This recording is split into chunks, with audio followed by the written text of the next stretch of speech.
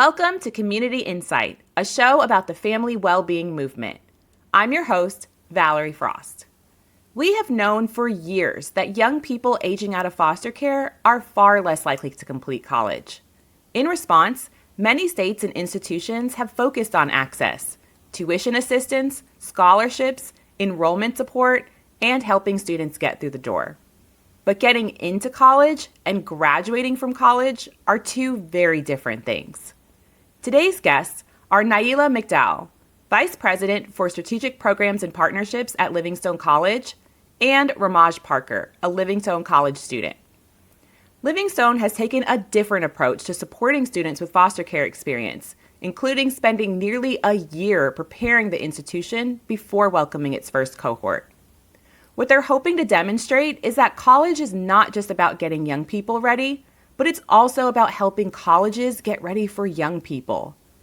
In this conversation, we explore what access misses, what belonging and support look like in practice, and what changes when an institution takes responsibility for creating the conditions students need to persist and succeed.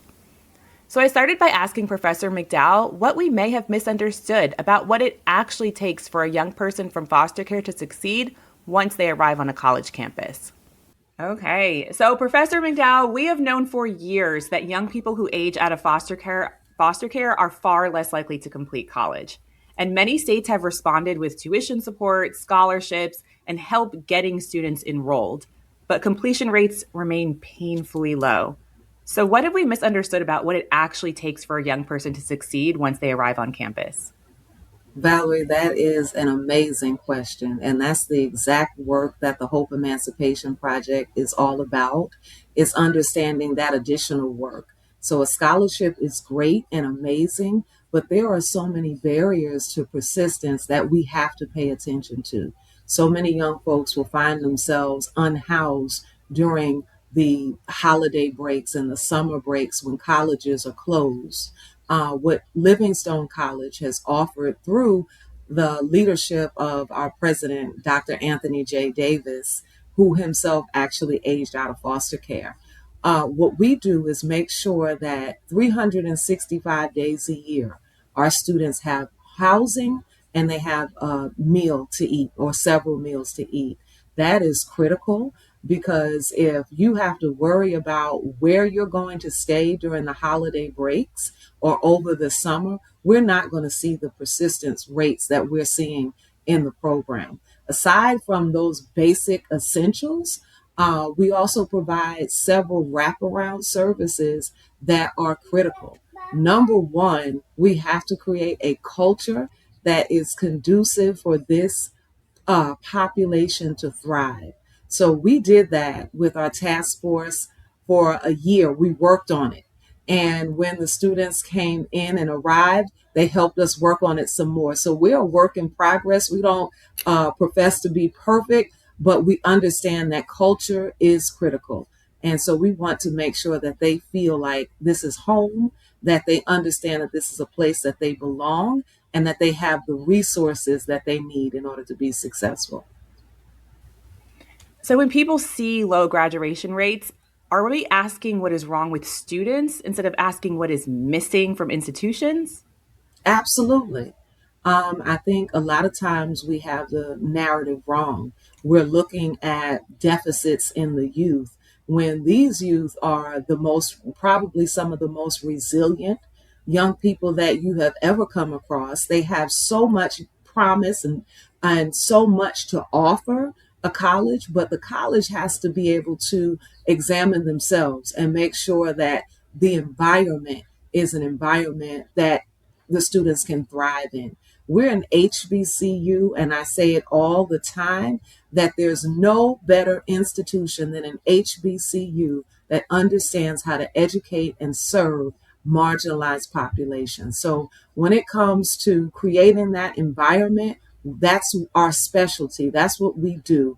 And it was only an extension of what we do when we embraced young folks who age out of foster care. We call them the President 13 Scholars at Livingstone College. I hear that. I love that spirit. RaMaj, I just want to say, hold on tight. I have some questions for you. I just have a couple more here as we're just kind of getting this opening and grounding. But Professor McDowell, one thing that really struck me during our prep conversation was that your team spent nearly a year preparing for welcoming the cohort. And most organizations would have launched much, much sooner, right? So why spend an entire year preparing the institution instead of simply preparing the students? So I'm a sociologist by trade. I study structures. I study systemic racism, all kinds of things, right? And so when you look at bringing in a population and wanting to make sure they're successful, you have to examine the culture. You have to examine the norms of the institution. You have to examine and understand the thoughts that are pervasive and how you can help change those thoughts to a positive perspective and outlook. And that's not to say that people had negative thoughts, but that's to say that sometimes you say things without realizing the damage that it can cause. Sometimes you do things without considering others. And when we're bringing in a population and we're saying that we want to welcome you here, then we have to clean up and do what we need to do in our own house to make sure that they felt welcome. So it was monthly meetings. We have a task force of about 13 people on the team. It represents our counseling center, our health center, our residence life, um, Career Readiness Institute, which is a program that I lead on campus, a whole gamut of just really examining the work that we do and how we can make sure that we are adequately serving this population in our work. So it did take a year. My task force got tired of hearing me talk about SMART goals, right? What are your SMART goals? How are you tweaking your programs? How are you adjusting it? How are you considering this population? How are you focusing on their strengths? Because we're a strength based program and not focusing on a narrative that tells their hardship, but let's focus on what they bring to the institution. And so that required a lot of work. We rolled up our sleeves, we did the work, and I think that we are seeing the amazing outcomes because partly we did that work up front. Yeah, I hear you on the thoughts, and I'm glad that you mentioned that because there, even with the best intention, there are some assumptions that need to be challenged, and that takes time and it takes work and intentionality. So I love hearing that it took a year and not a week to Right. really do the work and look at the structure, examine any thoughts, examine any assumptions, and to feel ready. So there's a word that I've heard you use repeatedly, which is belonging. Mhm. And when we think about what we're doing here, when we have a program in higher education for young people, you might think about housing, you might think about academics, but I continue to hear you bring up belonging. So, what does belonging actually look like in practice? Because that, we talk about the assumptions, that's a word that institutions use all the time without always changing what students experience. Absolutely. So belonging means that you can show up as your authentic self and be embraced, right? Now, authentic self means your best and highest self, right? But show up as your authentic self and be embraced. Understand that this is a culture where you fit and you are not in a place where you are tolerated, but you're in a place where you are celebrated. And I think that really matters when our scholars walk on campus, we want them to understand that they are blue bears, and that's who our Livingstone College students are. So they are a member of the Blue Bear family, and we make every effort to ensure that they feel that love, that they feel that welcoming, and that continues throughout their stay at Livingstone College. Raj, thank you so much for being patient. I am so excited that you are here. I know when we were prepping, I had shared, Professor McDowell can talk about this program all day long, but you're the living evidence. You're one of the living evidence of this program. So I would love to bring you into the conversation. So when you first arrived at Livingstone, what stood out to you about the experience? So thank you so much. The first thing that stood out to me when I first came to Livingstone was the hospitality that you experience on campus. I, for one, I like to say, a social butterfly. So I like to talk to a lot of people, but being in a new place, an unfamiliar place such as this, I wasn't my talkative self like I normally am. But it wasn't often that I would walk past somebody, anybody that I didn't know, and there wasn't any type of conversation. There wasn't a "Hey, how are you?" or "Hey, how's your day been?" or "Are you all right?" And that was just really like comforting to me for people that I don't even know to feel like they have to talk to me in any type of way. And so that made me feel amazing. And yes, yes, that's the first thing I really noticed. Can you tell us a little bit about how you got connected? Did you apply to this college just to go there and then you found out about it? Or did you specifically seek this school because you knew about this program? So I applied to Livingstone first before I knew about the program, and upcoming to the time where we would have been getting accepted after I got my letter, I called Miss McDowell, and it was just like a random question. She just asked me, "Did I happen to be in foster care?" And I was like, "Yeah, I'm about to age out in a little bit." And she was like, "Wow, we have a program that I think you would like to hear about." And then she told me about the program that sounded like a little too good to be true. Like it was like a fully paid scholarship for like everything that has gone on like since I came into care. So it was like, wow, like what's the catch? And there's no catch. It's like it's all up to us. I like, we're kind of smiling here, but that there's so much truth in what you just said. Like, what's the catch? Because when you are in survival mode and when people have let you down and systems may or may not have let you down and things you expected to happen, like those are the things that you carry with you. Like that's the reality is I don't know what to expect. I don't know if I deserve to receive something just because I have worth. So I love that because had that question not been asked, you could have been on campus and slipped through the cracks, right? And how many young people that were in care that's happening to. So I'm curious, you were already going to go, you're already, you get this call, you get this program, you're maybe wondering if the other shoe is going to drop at some point because that's a natural thing. Did your understanding of the program change after you were actually living it? It definitely did. Cause just like you said, being in survival mode, the mentality of there being a catch was not as strong, but it was still in the back of my mind like a second reflex.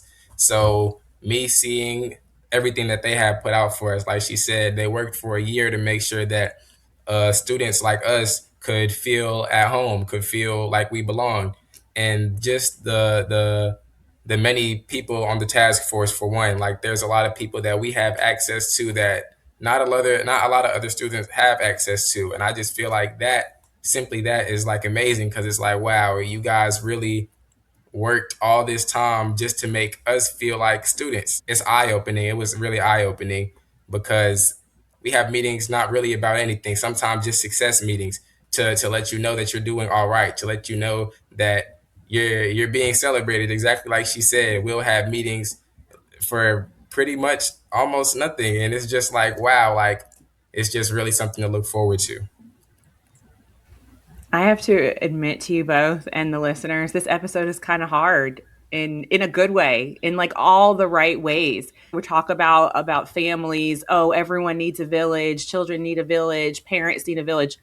But not everybody has one and not everybody steps in to be the village. And you said there are so many people, I don't even know why they keep checking in with me. It's really cool, but like it's that's what people have when they have a natural support system. There's people asking them and checking in with them, and they may not realize how big that is because that's their norm. But when that's not your norm, that's like, wow, I don't know why this person feels compelled to talk to me. I mean, I don't think they feel compelled; they want to, right? But you can hear that when you're talking. Like, I'm a little bit surprised. I like it, but I'm surprised. So, Professor, I want to come back to you. Something that stood out to me also from our prep conversation was that some of the most meaningful moments of support weren't really dramatic and big. It wasn't always like therapy or a scholarship. Sometimes it was taking someone to the hair supply store, showing up at a volleyball game, or answering the phone at 2 o'clock in the morning. So, why do those seemingly small moments matter so much? I would say that knowing that there is around the clock support. When you anyone goes to college, you want to be able to pick up the phone and know that somebody's going to answer and know that somebody's going to be there to assist you through a journey that is foreign to you. And so those small things I believe go a long way. RaMaj, tell me if I'm saying too much, just cut me off or whatever. But I mean, for RaMaj, there's something that we do at the beginning of the academic year for our students. It's called Excel Week.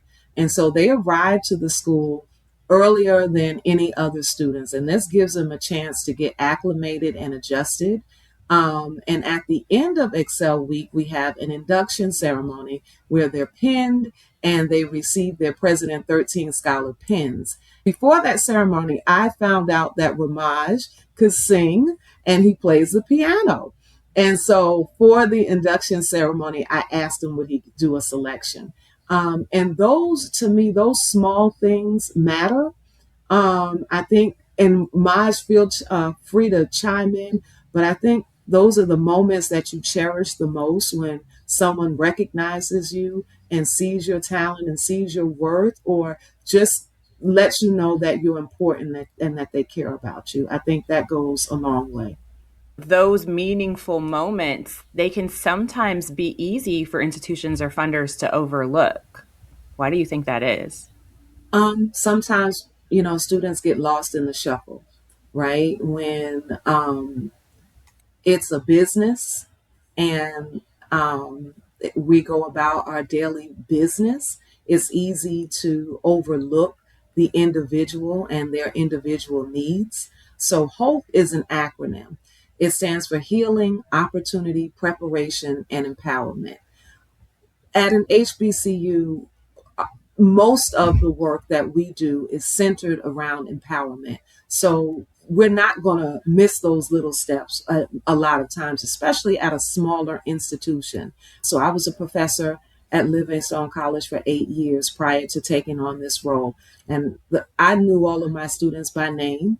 Nobody could miss a class without me saying, okay, where are you? Don't make me call you and find out where you are, because you didn't get sent to college not to go to class, right? And so it is that family oriented environment that makes you pay attention to those little details. And sometimes not every institution provides that type of engagement.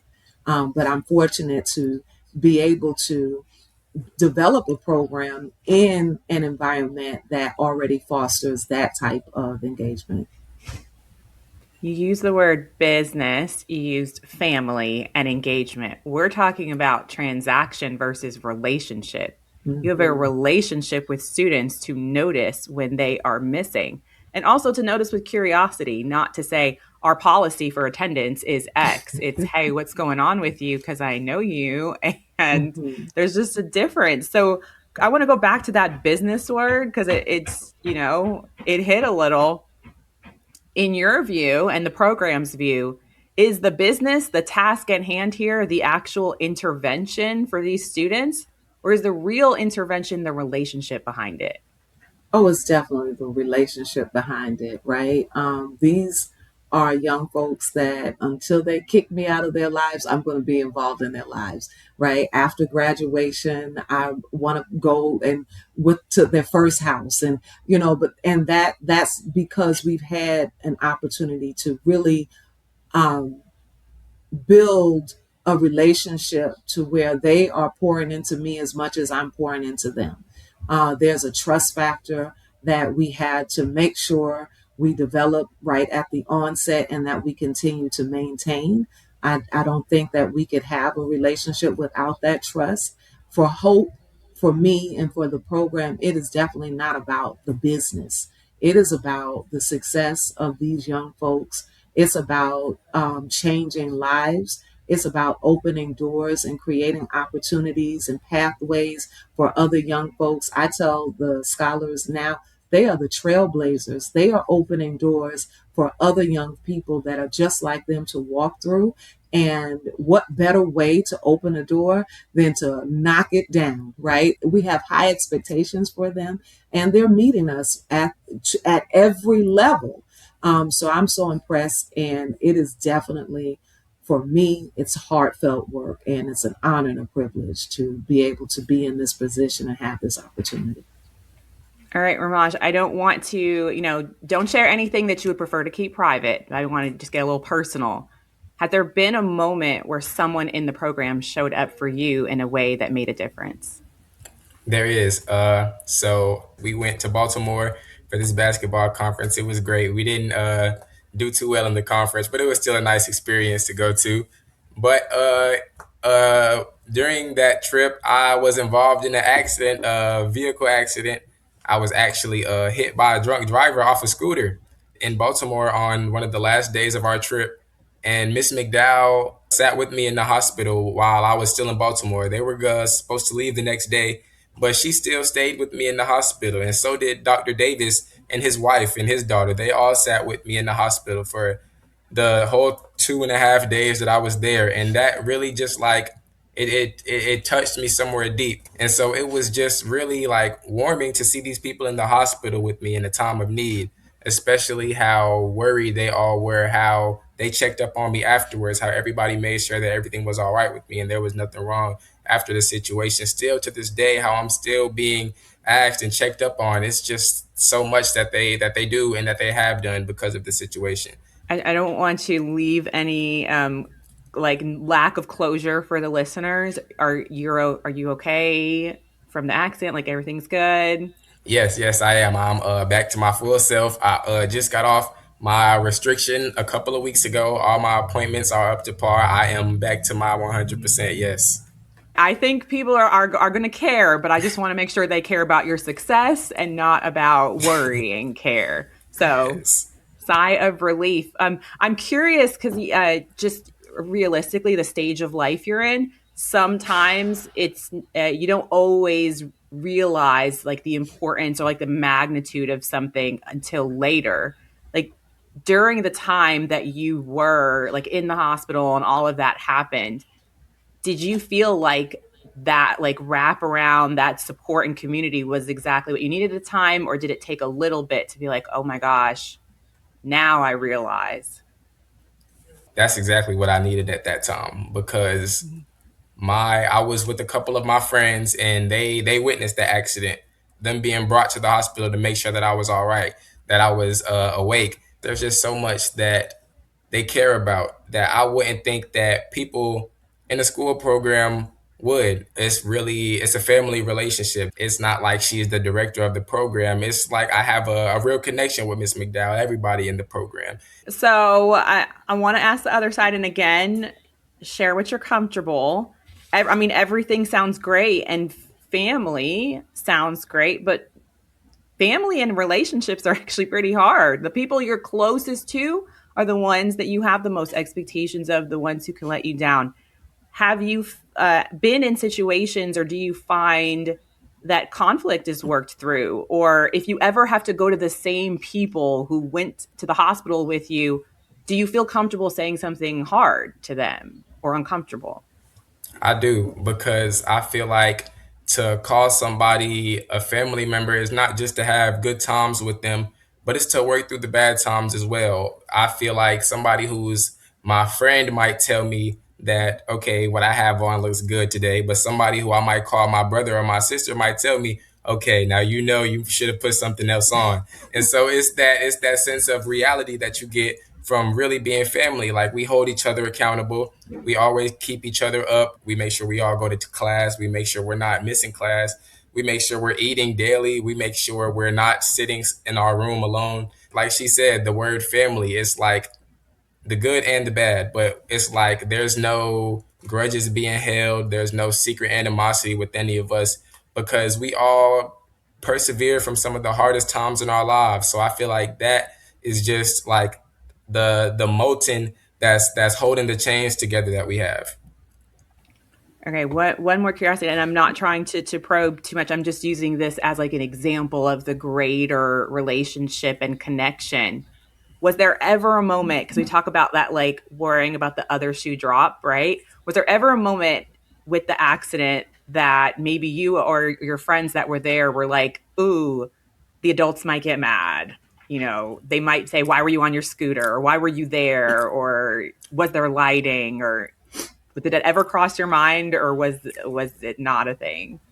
Not at all. I feel like, especially because the relationship that we have. Like, for example, if I was to fall running, there would probably be laughter, but then there would be, okay, like, now are you all right? Like, are you all right? So it's really about the well-being more than the action. It's like, I'll say, the aftermath about the actual action. I do have a little ban off scooters for a little bit. I do have a little ban Yes, you off do. scooters. I will say that, but there wasn't any scolding really to me. There was really just worry about me. There was really just worry about me. And once I was starting to get on my incline, there was nothing else. They just wanted to make sure I was safe, so there wasn't really any worry about it. That was really our first option, was to call Miss McDowell and call everybody that was up there, because yeah, we didn't really know what to do. So Professor McDowell, you said something when we spoke previously, and you just mentioned it pretty not that long ago on this episode. You talked about the heart.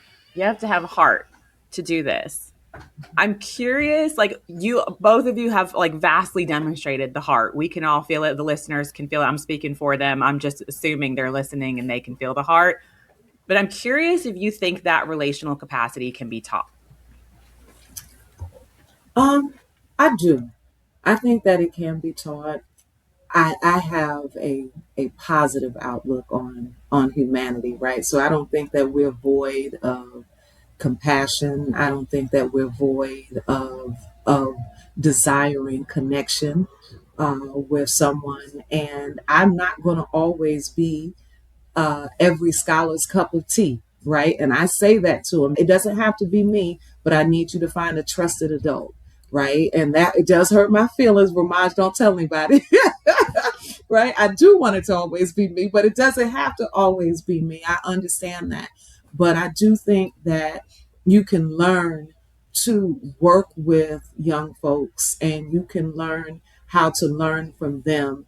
And the more that you're around people and the more opportunity you have to trust one another and to build on that, that you can develop a relationship.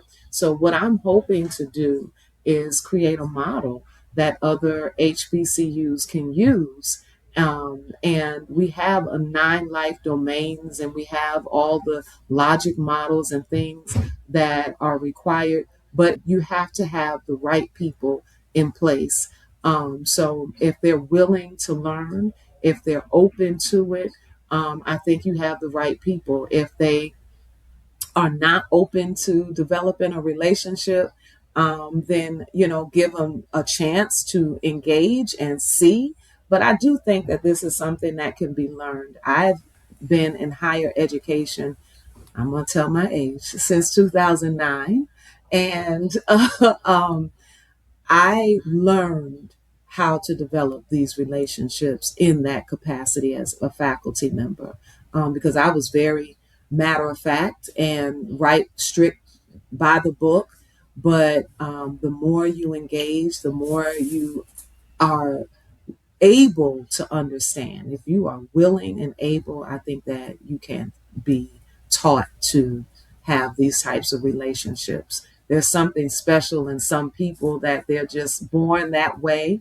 But I would say I learned how to be that way through my experiences over the years in higher education. Well, I hear that you're intentionally trying to build something that other colleges can use. So, what parts of this approach would you say are essential? Like even if another campus implements it differently?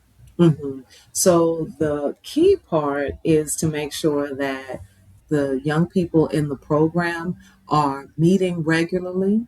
We have Miss Wendy Baskins, who is our success coach, and they meet with their success coach on a regular basis. And then we meet collectively as a group regularly. Mental health is critical, it's a critical component. We cannot ignore that there is some trauma that's associated with being in foster care and aging out of foster care. And so when we talk about hope, being an acronym, and the first letter of that acronym is healing, we take that very seriously. And I don't think that a program could be successful if they omit that and not realize how important the healing component is. You have to be willing to address, your inefficiencies as an institution, and look at that culture and examine it and really take it seriously. But the biggest thing is, and it sounds corny, but I'm gonna say it, you gotta be able to love, right? Love the young people, love the work that you're doing, and understand that it is really making an impact and a difference, not in just what you see, but in so many other people's lives. So if you can see that down the road, I think that you've already won and that your program will succeed. There is nothing corny about love, especially to people that have had to question whether they're worth it, they deserve it, or whether it's an option for them. I want to go back to that. Nobody does it better than HBCU, because that is one of the principles relating to this podcast, racial disproportionality and inequity. So we need to hear a little bit more about this. What have HBCUs understood about supporting marginalized students that other institutions need to learn? Oh, absolutely. So that empowerment, the understanding that there is purpose in everyone, and that if you need somebody to help you understand that purpose, that someone is there, right there, that can relate to you, that is identifying with you racially, with you culturally, with you in some type of fashion, and will connect with you. I've worked at several institutions, and I've never seen it done like an HBCU does it when it comes to empowering, uplifting, making sure that students understand that they belong and that they are just as good, if not better than their peers, in terms of able and capable, not spiritually or anything like that, but able and capable to achieve their goals.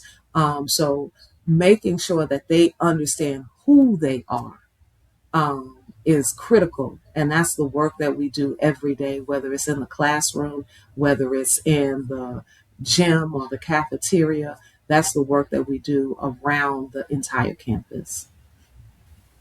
All right, RaMaj, before we close, what do you wish colleges and the adults who work in them better understood about students who have experienced foster care? Everybody is going to finish their race at a different time. Everybody isn't as fast as each other. Like, I'll use myself as an example. I feel like I'm pretty on the other side of my situation. Even though there was a lot to go on and it was a pretty long time, I feel like I'm on the other side of it because of where I am now. I feel like if I didn't go through everything that I went through after all these years, that I wouldn't be where I am today. So I don't look back and frown. I look back and smile to say that I made it out to the other side. But I feel like they have to understand that some people still don't feel like that. Some people can't talk about their situations like I can. And I feel like they just have to be patient with those type of people because, like she said, it is learned to be able to have that relationship with the students, but it's learned by experience. It's not something that I can sit there and tell you, okay, this is how you have to do. And if they say this, and then this is what you have to do. You have to really be in the mix with the students. You have to be there to know, okay, she doesn't like this. So what can I do to make her not feel like she has to talk about this? What can I do to try to make her feel better, make him feel like he doesn't have to go away anywhere? What can I do to bring all these people together? I feel like they just have to be patient and actually be there. Okay, so can we, again, don't say any more than you want to, but can we get a little like sneak peek into what's next for you? We don't know what grade are you even in? Are you graduating soon? Do you have plans? Are you still singing and all that? So I am. I actually make music. I've made music with a couple of scholars in the group. Actually, there's a lot of talent that goes a little unnoticed. But my current major is sports management. But I'm very soon to change my major to social work because just doing all of the events. Like, for example, we went to Baltimore and we had the Annie E. Casey event. And basically, we just talked to them about what it was. They know about the program, but now this was them really seeing the students that were in it and how they're feeling about it. And they got to ask us all the questions that they had about it since before it started. And there's just a need. There's a need for kids in care. And I feel like there's not a lot of people that are better equipped for the job than me to actually make a difference for these kids that are all marginalized like this. I don't know exactly what position I want to fill in yet, but I know I want to work with kids in care and I want to be able to make a difference with the kids in care. I don't want to be like a residential counselor in a group home who doesn't really have like a say in anything and what happens to the kids after they leave the group home. But I want to be able to be in the meetings and tell people like, no, like that isn't what should happen with these kids. This is what should happen. And I'm on the road to work with Miss Carmelita with the youth college, with the YCAP institution. And that'll be the start of my journey. That'll be the start of my journey. But yes, that's where I want to go.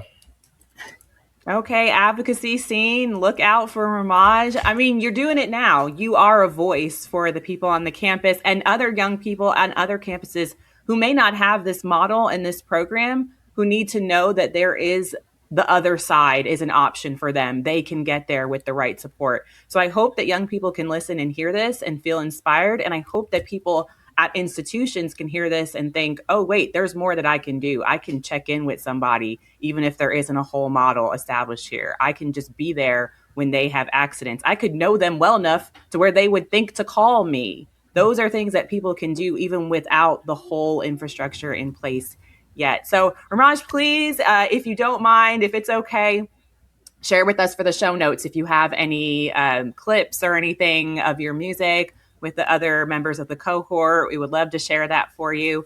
But I think one of the assumptions that this conversation challenges is that access and opportunity are the same thing, and they are not. A scholarship can open a door. Housing can provide stability. Academic support can help a student navigate the classroom. But opening the door is not the same thing as building an institution in which someone can thrive. That also requires trust, belonging, continuity, and people who are willing to notice what may never appear on a financial aid form or an academic transcript.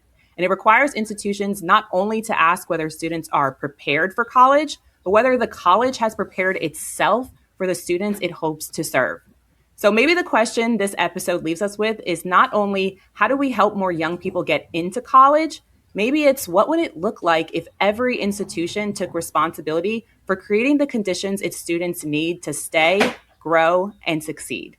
So Professor McDowell and RaMaj, thank you both for sharing your time, your work, and your experiences with us today. Thank you, Valerie, for having us. It's been a pleasure. Thank you so much. That was my conversation with Nailah McDowell and RaMaj Parker of Livingstone College. The question I'm still considering after this conversation is, what would change if every institution took responsibility not only for opening its doors, but for creating the conditions its students need to stay, grow, and succeed? Be sure to follow Community Insight for new episodes. You can also rate and review the show on your favorite podcast platform and share this episode with others interested in the future of family well-being. We thank the Annie E. Casey Foundation for its continued support of the show. And thanks to our sponsor, Sunlight. Sunlight connects families and professionals in the child welfare system with innovative technology tools that improve communication, protection, trust, and transparency for better outcomes. Community Insight is produced in partnership with Imagination Factory and 14th Street Studios. Thanks to Matt Anderson, Tavon Lewis, Michael Osborne, and Morgan Honecker. The opinions and conclusions expressed in the podcast are those of the hosts and guests and do not necessarily reflect the views of the Annie E. Casey Foundation.